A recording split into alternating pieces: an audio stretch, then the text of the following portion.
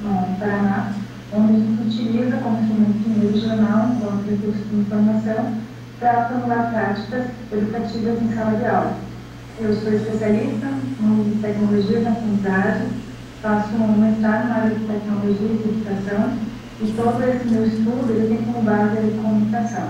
Eu acredito nessa necessidade de criar ecossistemas comunicativos nos ambientes de ensino, de forma que consiga realmente contemplar o aprendizado social do aluno dentro do seu aprendizado escolar. Nós não podemos deixar que a escola seja algo separado da sociedade. Nós temos que aproveitar todo esse potencial, todo esse conhecimento que o aluno traz, todas essas intervenções ao qual ele está submetido fora da sala de aula, para que isso também faça parte do aprendizado dele, tornando o protagonista dentro desses espaços educativos, mostrando que essas interações com o professor e com as outras pessoas que convivem nesse espaço, elas são enriquecedoras, tanto pessoal quanto educacional, para que o aluno consiga conduzir as suas lições tanto dentro quanto fora da sala de aula. Levar textos midiáticos, levar a mídia, levar a informação e a comunicação para os processos de ensino são formas de mostrar que a sociedade ela é composta por pessoas. Falamos de comunidade. A comunidade ela é formada por pessoas. Se nós falamos que existe uma comunidade escolar, que existe uma comunidade fora da sala de aula, nós precisamos perceber que essa comunidade ela fica pelas ações das pessoas que estão dentro dela, faz com que ela cresça, com que ela se fortaleça, que estão ali unindo os seus esforços em busca de algo maior, em busca de um crescimento. E esses esforços, essa atuação de comunidade, esses esforços em comunidade, eles vão ser muito mais enriquecidos quando houver diálogo. E esse diálogo é proporcionado pelo acesso à informação. Quando você tem conhecimento, quando você tem alguém para dialogar, você tem essa troca e essa construção dentro dos ambientes. Então, se eu tenho uma ação protagonista na sociedade, por que eu não posso ter essa ação protagonista em sala de aula? Eu também não posso contribuir dentro do meu processo de ensino-aprendizagem. Então, é isso que eu procuro mostrar para os professores com os pais de trabalho, eu procuro levar para os alunos, mostrar para eles que eles têm autonomia, que eles têm opinião, que eles têm crítica, que eles podem não apenas absorver esse conhecimento, mas que eles também podem participar e construir junto esse conhecimento. E passar o conhecimento que eles têm, favorecendo esses espaços de ensino. E os espaços de ensino eles estão em todos os lugares, eles não são só exclusivos da sala de aula. Então, na minha visão, a comunicação ela é muito importante por trazer esse entendimento de que nós estamos aprendendo o tempo todo, nós estamos aprendendo o tempo todo com outras pessoas, com a tecnologia que nos é colocada, com as ferramentas que nos são colocadas. Nós podemos tirar proveito disso para tornar todos os espaços mais comunicativos.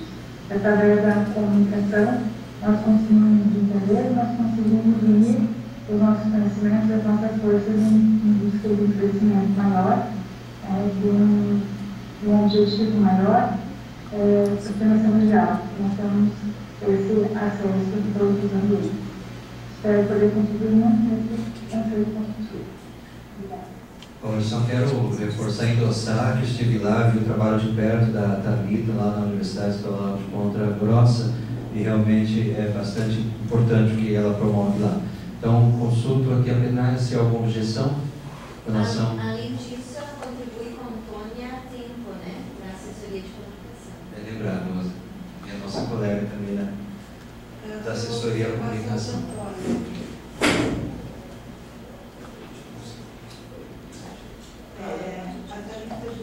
Antônia Alves está informando que a Thalita, ela está presente online no Facebook, mas que não está conseguindo acessar a conferência. E aí a gente não tem como.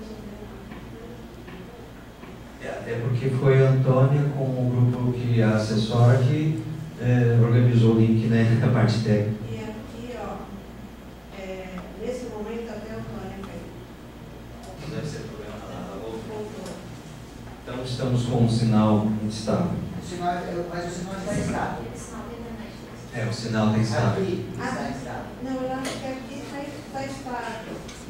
Antônia, eu li a sua observação a respeito da Thalita, da dificuldade, mas eu tenho a impressão que o problema problema não é nosso aqui. A nossa conexão parece bastante estável. Bem, então, pelo Face, não sei se você está seguindo pelo Face, o Antônio. Bom, podemos seguir, né? Não há nenhuma objeção aqui da Assembleia e nem à distância, então seja bem-vindo, Thalita, no Conselho Científico Deliberativo. A Vânia, ela não tem um vídeo da Vânia, então vamos a ele. A Vânia Beatriz Vasconcelos é a próxima candidata. Eu só vou dizer a vocês que nós havíamos pedido um limite de até 3 minutos. Se passar disso, a gente vai interromper para a gente ser mais objetivo, tá? Garantir aqui o tempo que nós precisamos.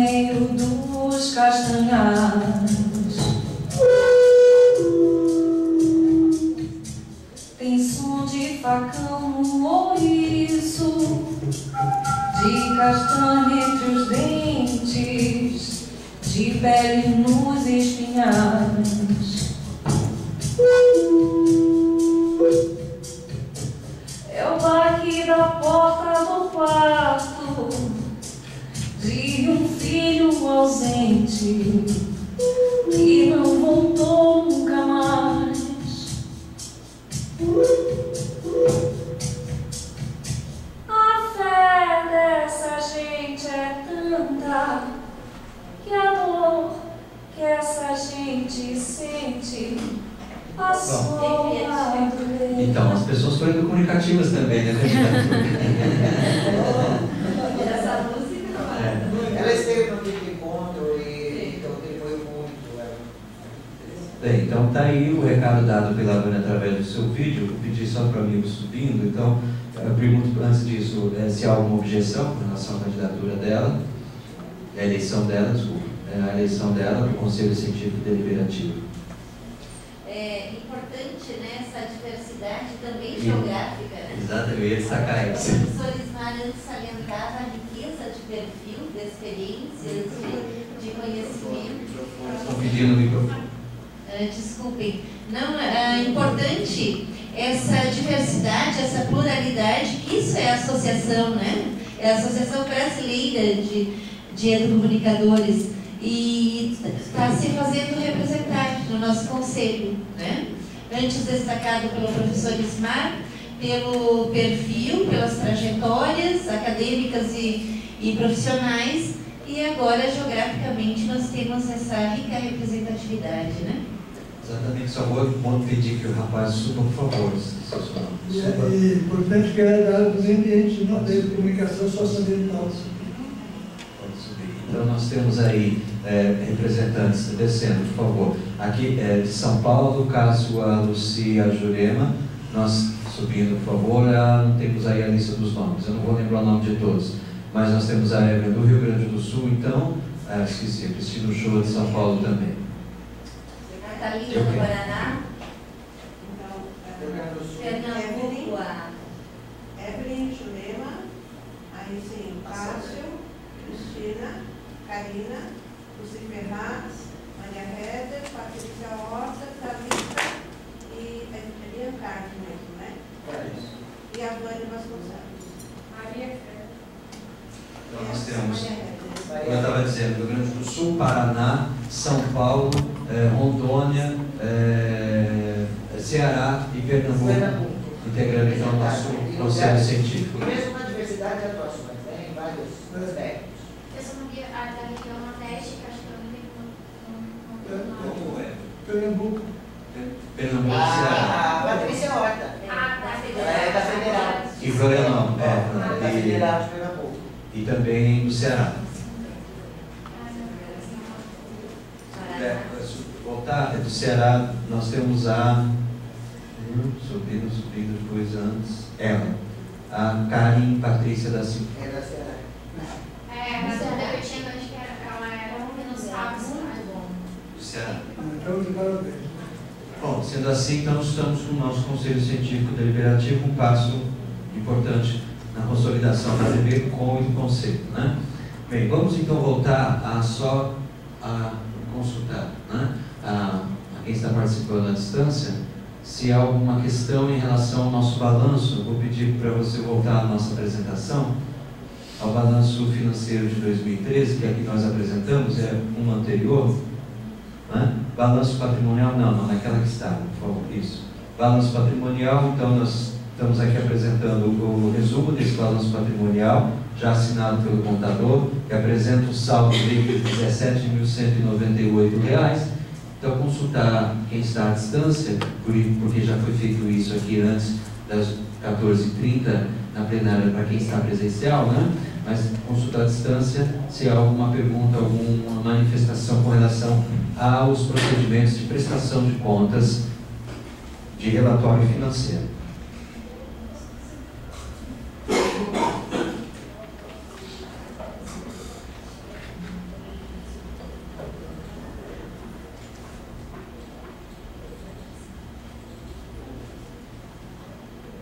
Como vocês também, na verdade, se quiserem ainda fazer alguma pergunta a respeito, já que a gente interrompeu esse processo. As pessoas que estão online se manifestaram e disseram que não tem nenhuma questão a colocar, que está tudo ok. Aqui também, não? Por favor. Para a gente ter ideia da fonte de receita, tu teria quanto deste valor de 17 mil das inscrições e quanto de filiações? Olha, das filiações, sim, das filiações nós tínhamos, até 2013, nós tínhamos 92 filiações. Se você considerar 9.100, já que é R$100, né, o restante vem do quinto encontro. Quase 50%. Mas lembrando que daqui já tem o desconto feito de 2013 das despesas, né, que é o balanço. Então também desse valor foi descontado aí os custos com apoio no quinto encontro, não sei se mais algum outro custo. Por exemplo, eu queria lembrar o seguinte: na verdade, todo associado ele é isento, uma vez que ele esteja em dia, ele é isento de pagar a inscrição no encontro. Então, o balanço do encontro também se confunde com o pagamento das inscrições. Então, não tem muito como separar esses valores. Por quê? Porque ele é isento, basta apresentar o protocolo de pagamento. Tá certo? Então, na verdade, o que a gente poderia fazer é um levantamento e um balanço das inscrições de quem não é associado e, no evento. É só o que eu poderia apresentar posterior, se for o caso. Isso vai fazer parte do relatório completo da prestação de contas. Já faz parte. Não, legal. Bem lembrado. Podemos seguir então, se não há nenhuma questão mais sobre o balanço financeiro. Eu só queria avisar que a Lilian Romano também está online e que acaba de aprovar também as deliberações da Assembleia. Tá bem. Por favor, então vamos seguir. Próximo item, não, por favor, vamos seguir. Bom, agora nós vamos precisar, assim, da colaboração de vocês, a ciência, porque nós vamos precisar desse documento para que haja sugestões e ajustes, né, porque é o encerramento da produção desse instrumento que é o Regimento Interno da Associação Brasileira de Profissionais e Pesquisadores em Comunicação. Lembrando que isso foi resultado de um grupo de trabalho interno, uma comissão organizada pela diretoria para esse trabalho de construção dessa proposta. Sendo então, a base conceitual. Portanto, é a primeira vez que nós estamos divulgando esse trabalho, esse produto para além do grupo e para além da diretoria. Ele foi consultado, foi submetido à consulta da diretoria em março. Precisamos agora validá-lo. Portanto, é o momento final para sugestões e correções. Eu vou pedir, inclusive, a Jurema nos auxiliar aqui em anotar no texto qualquer sugestão que seja necessária, anotar em razão das propostas de vocês. Eu farei uma pergunta, são 4 páginas, tá? De um texto jurídico. Eu pergunto se seria possível que nós façamos uma aprovação em términos, uma aprovação condicionada a uma distribuição para todos os sócios Desse regimento e a Assembleia delegaria, né, à diretoria ou ao Conselho, né, que faça as pequenas modificações que forem o caso. Né, porque não demora muito, é uma coisa burocrática, né, porque tem que ser termos jurídicos. Né? Então, a minha proposta é essa, que nós aprovemos em términos, dependendo de duas coisas, que nós enviemos isso para todos os associados, né, e criamos uma comissão. Essa comissão pode ser até o Conselho Consultivo, né, que varia as pequenas modificações que vierem. Se, no caso, se sócios ouvidos tiverem objeções mais qualificadas, essa equipe do Conselho de Presidente poderia estar remetendo isso para a próxima Assembleia. Mas até lá todos os membros da entidade já teriam tomado consciência. Professor Ismael, eu proporia o seguinte: a gente aprovar o texto com um prazo determinado para que seja colocado para conhecimento de todos os sócios e também um prazo para que eles se manifestem e, a partir dessa manifestação deles, sejam feitas alterações e colocadas as alterações na próxima Assembleia, que será o próximo semestre, tá certo? Ou, não havendo nenhuma alteração, ele está automaticamente aprovado. E a gente coloca isso em ata de maneira jurídica. Está ótimo. Então, qual a sugestão de prazos? Uma semana. Uma semana para... A partir de colocar... Nós colocaríamos segunda-feira no blog da BP.com e até a próxima segunda, a outra segunda, para leitura e comentários. Depois disso, fecharia. Por quê? Porque não pode ficar... Então, é uma chamada, a gente pode mandar, inclusive, e-mail para todos os associados, dizendo que eles acessem, e acessem o link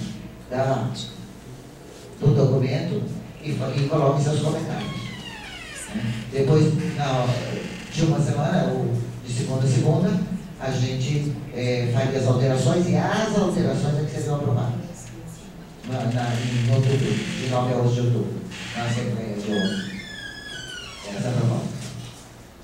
Tá, então nós temos os prazos segunda-feira, dia 12.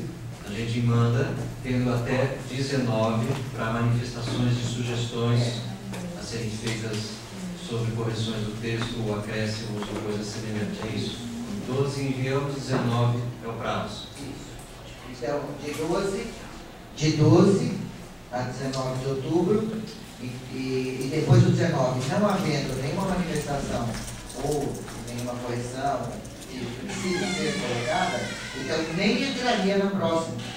Ela seria automaticamente aprovada. A gente só comunicaria na Assembleia que não houve nenhuma alteração. Eu acho que isso é mais prático e é mais democrático. É verdade. É. Bom, então sendo assim, só vou pedir para o rapaz subir rapidamente até chegar. Por favor, pode subir. Até chegar ao próximo item, uma vez que foi então aqui deliberado esse procedimento. É esse o documento que nós vamos então até obrigado. É esse o documento então que nós vamos fazer esse procedimento sugerido pela Jurema e acolhido pela Assembleia. Tudo bem? Nenhuma manifestação? Nenhuma manifestação. Eu só queria avisar que a Ana Luísa Anker também está online. Seja bem-vindo.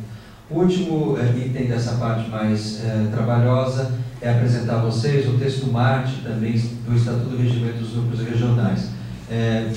Pergunto, sendo um texto bem mais curto, ao professor Ismar, se ele considera que esse procedimento sugerido por ele para o regimento interno caberia também para esse da proposta de regimento dos núcleos regionais ou não, que mereceria uma leitura. Eu acho que isso aqui é uma questão política, também seria uma leitura.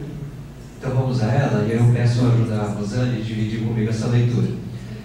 Antes dela, quero lembrar então que esse trabalho resultou aí de um grupo de trabalho, né, que fez reuniões à distância, de modo a apresentar à diretoria em março passado essa proposta, que foi debatida em reunião presencial, né, e que está aqui apresentada agora. Texto Marte do Estatuto do Regimento dos Núcleos Regionais. A atividade dos núcleos: atender a demanda por informações sobre educomunicação, promover grupos de estudos, debates e pesquisas e fomentar a promoção de eventos regionais, promover projetos em educomunicação, finalidade de agregar os associados da BPEducom residentes em regiões do país, de modo a articular seu envolvimento com as ações da associação. Para a instalação: envio de e-mail com carta de intenções de instalação dos núcleos, com a assinatura de no mínimo 5 associados regularizados junto à BPEducom. A formação do grupo deverá ser submetido à apreciação da diretoria por proposta enviada por no mínimo 5 associados de cada região.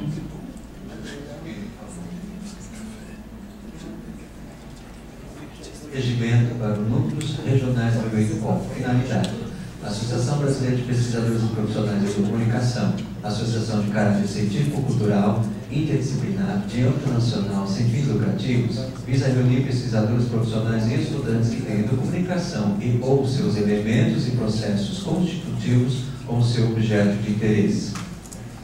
Os núcleos caracterizam-se como grupos de estudos e de ação, congregando profissionais e pesquisadores em todos os níveis e áreas de educação, comunicação e outras que atuem nessa inter-relação. São parceiros naturais, pautando suas atividades pelo empenho em estimular, desenvolver a educomunicação como prática interdisciplinar nas regiões que representam. O trabalho dos núcleos é fundamental para a ampliação e consolidação do campo no Brasil, como também da própria associação. Próximo. Instalação de núcleo regional. Para a instalação de um núcleo regional da BPEducom, é necessário reunião voluntária de, no mínimo, 5 associados com as anuidades regulares, eleição de um coordenador, eleito por voto direto pelos associados do âmbito do núcleo regional por período de 2 anos, submissão à diretoria da BPEducom da proposta para a instalação do núcleo regional. Aprovação da proposta da diretoria da ABP Educom. Elaboração da ata de instalação do núcleo regional e seu encaminhamento à Secretaria Executiva da ABP Educom. 2. Funções do núcleo regional. Informar a ABP Educom sobre as práticas públicas locais regionais, sobre as políticas públicas locais regionais que contemplam processos comunicativos na educação, meio ambiente ou outras áreas afins para que possam subsidiar o planejamento das atividades da associação. Fornecer à ABP Educom levantamentos periódicos do panorama da interface entre comunicação e educação no estado ou região do núcleo regional, identificando a legislação municipal e estadual, as instituições que oferecem programas na inter-relação comunicação e educação, em todos os níveis, incluindo as ofertas de cursos livres e corporativos. O panorama deve apresentar os desafios e progresso da educomunicação na região de cada núcleo. Elaborar e apresentar à diretoria o planejamento anual de atividades e relatórios quando solicitados. Difundir em sua área de influência as atividades da ABP Educom, promovendo ações que visem ampliar o número de associados e contribuir com artigos, notícias e outras informações para publicações da ABP Educom. 3. Do relacionamento entre Secretaria Executiva, a diretoria e os núcleos regionais da ABP Educom. A Secretaria Executiva da ABP Educom prestará apoio administrativo aos núcleos regionais.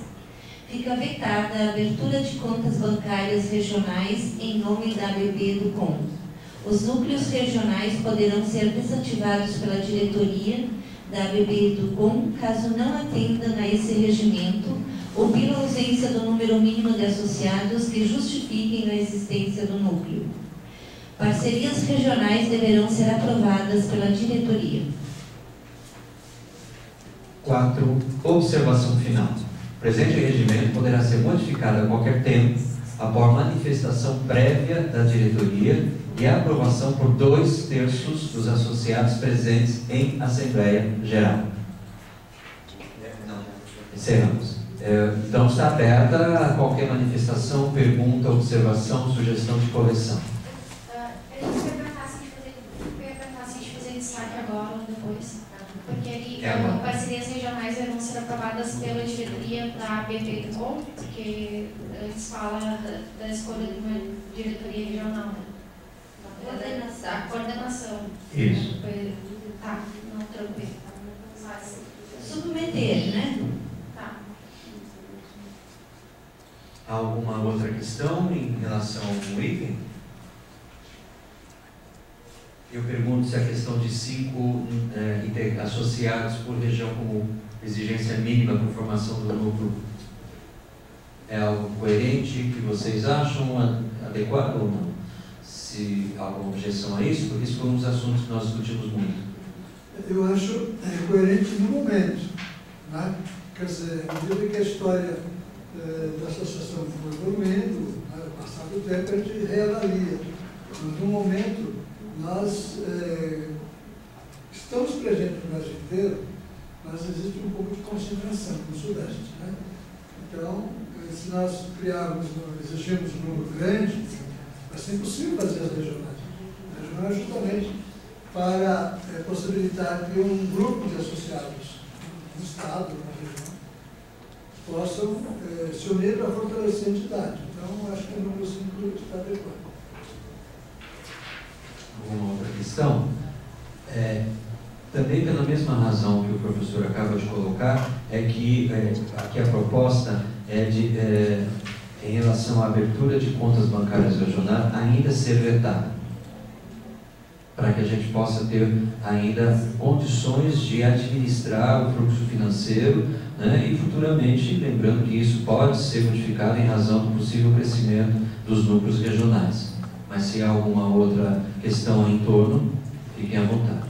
Eu participei do grupo também, tenho conhecimento do documento, só que em alguns momentos eu questionava sobre a questão da sustentabilidade local. Sobre o quê? A sustentabilidade e recursos local, né? Veja bem. Porque às vezes, assim, a gente, enquanto pesquisador, profissional, enfim, eu prestar aqui usei recursos próprios, né? Como a gente vai estar mobilizando o núcleo e isso de alguma atividade, como a gente vai ter um parceiro local aprovado pela diretoria que vai nos dar esse suporte, a prefeito como vai nos dar esse suporte. Não, veja bem, essa questão aqui diz respeito ao seguinte: o núcleo não é uma personalidade jurídica, ele é uma forma de governança. A personalidade jurídica é a entidade em si, senão o núcleo se tornaria uma entidade jurídica e já ficaria independente. Né? Quando se fala de parceria, nós estamos aqui imaginando organizações de eventos, por exemplo, que parceiros estarão juntos. Tá? E aí existe uma questão política. É importante que a diretoria tenha ciência de que parceiros são esses. Né? Então, a finalidade aqui, nós estamos preservando um pouco a coerência epistemológica do nosso trabalho. Né? Nesse sentido, é importante que haja um diálogo entre a diretoria e o núcleo.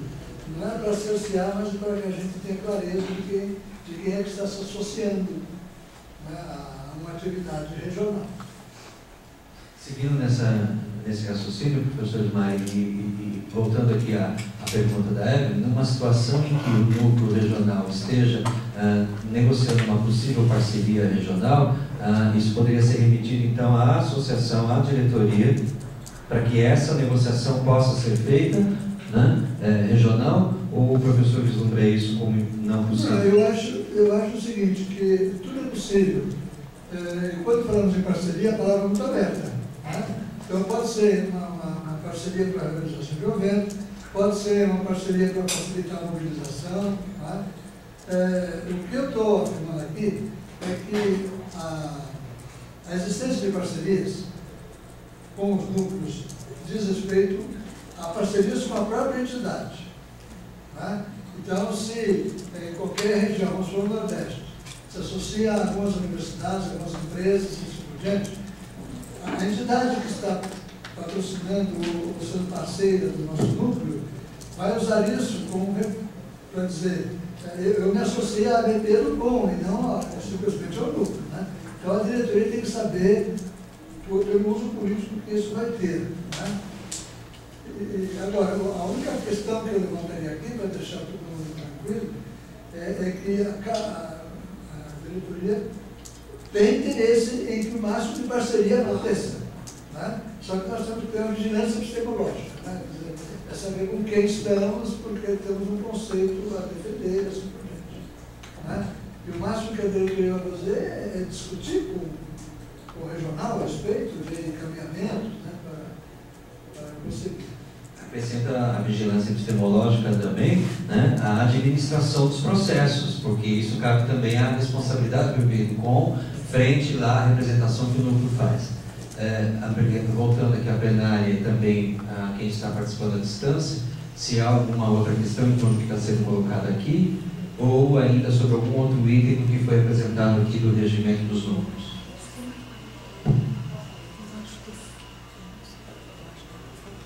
Não aqui presencialmente, não, mas e à distância? Alguma questão? Alguma manifestação?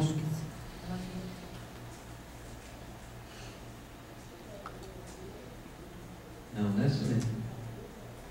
Bom, então eu gostaria que queria agradecer primeiramente a equipe que elaborou esse documento e incentivar que a mesma equipe continue ativa, né, para desenvolver uma política de criações regionais. No sentido que colabora com a diretoria nesse capítulo, de incentivar, né, que, por exemplo, a região norte, onde estive agora, tem uma associada, né, mas tem mais pessoas que mexem com a comunicação. Então, é uma política para que se amplie até o momento de eles criarem um regional. E no caso nosso, vai ser importantíssimo, porque eles vão criar um curso de especialização lá. É importante que nós estejamos. Tem dois, professor. Tem duas associadas. Tem de Rondônia. Não, eu digo especificamente. Senão vai ter Rondônia, senão vamos ter que ter um regional em Rondônia e um regional em Santarém. Por isso mesmo. professor, então, se o regimento, o Estatuto do Regimento dos Núcleos Regionais está aprovado aqui pela Assembleia, não há nenhuma sugestão de ajustes, eu proponho então que a gente, dando sequência à sua sugestão, professor, a gente solicite o apoio da nossa diretora de comunicação para fazer chegar então esse estatuto à mão de todos os associados e, sobretudo, a esses que estão nessas regiões, para que dê sequência a essa ação de constituição desse núcleo regional a partir desse estatuto. Ajuda no apoio nesse processo agora de socialização desse regimento e dessa promoção da instalação de núcleos, de iniciativas, né, de associados em regiões para a instalação desses núcleos. Está aberto o processo, né? Isso, exatamente isso. Agora vamos trabalhar para que aconteça.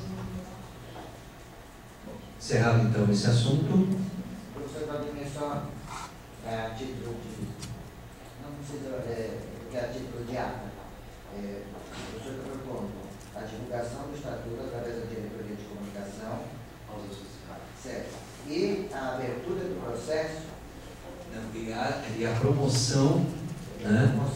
Promoção entre os associados, né? Para que as iniciativas aconteçam, surjam. Para que haja iniciativas desses associados, né? Para a formação dos núcleos. Isso. Que haja mobilização, que haja, enfim, que o objetivo de toda essa regulamentação é esse. Podemos seguir então para o próximo item, que eu acho que é um item que também, ainda bem que nós estamos com o tempo aqui adequado, merecerá bastante a participação de vocês.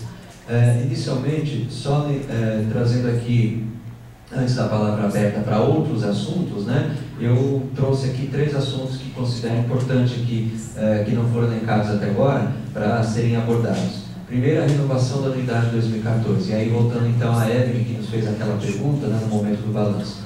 Qual é o período que nós fazemos aí a renovação da anuidade? É junho, agosto. Tá? Então, é no mês de maio que nós enviamos um comunicado a todos os associados, chamando para, né, esse processo de renovação da anuidade, dando prazo de junho até agosto, né, para efetivar a renovação através do depósito na conta bancária da BB-Com e envio de comprovante à Secretaria e à Diretoria Financeira. Esses procedimentos farão parte desse comunicado. Foi assim que nós realizamos no ano passado e assim que pretendemos fazer esse ano. A grande questão é, além disso, se vocês tiverem sugestões com relação ao prazo, ao período e ao processo de envio de comunicado, a questão que cabe aqui decidirmos é o que fazer com aqueles associados em atraso de 2 anuidades. Por enquanto são poucos, quero lembrar que são 13, mas é importante que a gente pense que esse encaminhamento poderá servir de referência para os anos seguintes, né? Então, qual medida a ser tomada em relação a esses que estão com 2 anos seguidos, 2012 e 2013, sem a anuidade regularizada, né? E sanções ou não que podemos adotar em razão dos que não cumprirem essa proposta? Bom, eu proporia o seguinte, que existe uma carta, claro, comunicando que ele está em atraso, 2012, 2013, 2014, mas uma carta de incentivo. E se ele acertar 2013 e 2014, ele vai ficar perdoado de 2012. Seria um incentivo para que ele regularizasse, pagasse 2013 e 2014 e ficasse perdoado de 2012. Então seria uma carta dizendo o que ocorre, o senhor está em atraso em 2 anos e para que não vença um terceiro. E incentivando para que ele pague pelo menos 2 anuidades para ter a oportunidade de ter o perdão de uma. É uma proposta. Eu penso que de repente isentar de um ano não é justo com os demais. Agora, se ele tiver necessidade de parcelamento, aí é uma outra questão.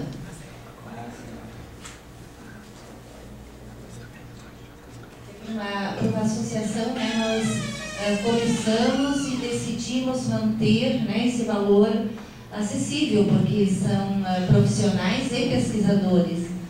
Então, eu acho que a gente tem que tomar um cuidado de Exato. E a gente tomou o procedimento de isentar na questão como um benefício, na questão do evento nacional, né? Mas eu acho que não nos cabe ficar para outras questões isentando. Eu concordo com a professora, assim, da possibilidade de parcelamento, mas além da carta, se teria algo assim, uma ligação, algo mais próximo, até para a gente se colocar à disposição também desse profissional. Daqui a pouco ele está, sei lá, desempregado, até R$100 são diferenças, gente, às vezes não sei. Mas quantas... Ou 3 anos, ou tipo, até para ouvir um pouquinho dele, já que ele não está respondendo por e-mail, alguma coisa assim, tentar algo. E quantas justamente não ouve, né? Às vezes, não, eu falei assim, você tem desde 2012, tem possibilidade de parcelamento, não seria a favor assim, de uma isenção, mas de parcelamento, mas de algo assim, um contato mais assim, mais carinhoso, mais cuidadoso, assim, de se reaproximar desse criado. Eu acho que nós não temos estrutura para isso, né? Porque o e-mail hoje já é uma forma assim de aproximação, e ele não manifestou, olha, eu estou atrasado porque eu estou desempregado. Não houve nenhuma manifestação nesses 2 momentos. Então eu acho que nós não temos uma secretária, não estamos pagando nenhuma secretária. Né? Igual na carta do texto da peça da Ana Luísa Anker está concordando com a isenção, porque ela considera isso um incentivo. Toda a minha proposta. Um estilo. Primeira proposta, temos aqui uma manifestação de apoio a ela, de isenção a quem está com acúmulo de 3 anuidades em atraso. Isenção de uma primeira. Daí para isentar e ter o parcelamento? Não, isentar e o parcelamento aí também é bom demais, né? Desculpa a expressão ruim, mas é bom demais. Eu pergunto se há alguma outra sugestão. Eu não tenho outra sugestão, mas entre as 2 sugestões eu queria defender a da Rosana, porque eu acho complicado. Eu não sei se alguém paga com muita tranquilidade essas anuidades. Acho que para todos nós a gente está tirando de algum lugar para por aqui. Então, eu acho que negociar, sim. Negociar, acho que é importante, a pessoa pode se colocar, enfim. Mas isentar, eu pessoalmente não acho justo também com os demais. Não como secretário, mas como associado, eu faria aqui a minha manifestação em apoio a essa ideia de negociar, não isentar também. Em razão até das condições que a associação se encontra, de estar há pouco tempo, com recursos muito limitados, e até mesmo em razão do valor. Uma anuidade de R$100 frente a outras associações que cobram bem mais do que isso, eu acho que isentar com quem já está em débito com a instituição nesse processo de estruturação, eu acho que é premiar quem não está colaborando. E enfim, aí seguindo a proposta da professora Rosane, eu acho que é mais coerente, então, se há uma situação que inviabilize a esse associado regularizar, então vamos negociar o parcelamento. Cássio concorda que deve-se negociar, e a Ana diz o seguinte: um valor menor que 100 fica inviável. Fica inviável. Claro. Bem, sendo assim, eu pergunto aqui se podemos avançar então na decisão agora, se fazemos uma isenção ou se fazemos um parcelamento, ou se antes há alguma outra sugestão. Acho que até pela defesa, a maioria, até pelo fato de a maioria, inclusive quem está online, no caso estou citando o Cássio e a Ana, estarem defendendo a proposta da Rosane Rosa, eu acho que isso fica claro que a proposta da professora Rosane de uma correspondência específica para esse associado, propondo para ele um parcelamento, tá certo? É a vencedora. Não tem que votar pelo que eu propus, tem que votar por aquela que foi mais defendida. Eu acho que na mesma comunicação, porque senão vai se protelando, ele já não se manifestou nas 2. Na mesma comunicação, já tem que dar prazo. Né? Se não houver manifestação, será. Né? Até a data X, né, Rosane? Exato. Não está não ficou muito claro, acho que a gente vai ter que repetir. Enquanto que a Lilian, ela vota, ela diz, ó, eu voto pelo parcelamento, a Ana Luísa diz parcelar ou perdoar, não entendi. Então, eu acho que hoje a gente coloca uma votação. Eu não vou colocar a votação. Né? Então vamos para a votação. Parcelar ou isentar? Eu pergunto então, quem apoia a proposta de isentar aquele que já acumula e acumulará, né, até esse ano, 3 anuidades em débito com a associação? Aqui na plenária. Ninguém a vota? Nem mesmo a proponente, Jurema? Não, já eu não voto ideia? porque eu estou apoiando a professora. À distância, se tem alguém que concorda com a proposta de isentar em um ano?